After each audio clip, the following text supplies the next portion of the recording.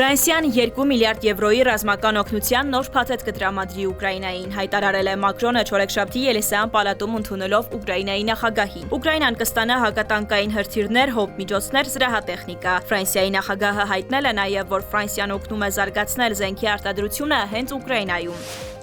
Եթե ինչ-որ մեկը սխալ հաշվարկ կատարի եւ մտածի, որ կարող է խուսափել Լեհաստանի կամ Դաշինքի որևէ այլ անդամի վրա հարձակման պատասխանատվությունից, ապա կստանա ջախջախիչ պատասխան։ Դա պետք է շատ հասկանալի լինի Պուտինի եւ ցանկացած այլ մեկի համար, որը կցանկանա հարձակվել մեզ վրա, հայտարարել է ՆԱՏՕ-ի գլխավոր քարտուղարը։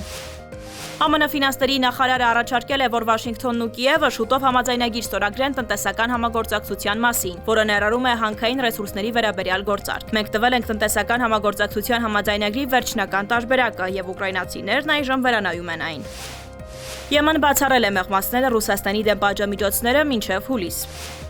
Պուտինը Պետդումայի վավերացմանն է ներկայացրել Ռուսաստանի եւ Իրանի միջև համապարփակ ռազմավարական գործընկերության մասին համաձայնագիրը։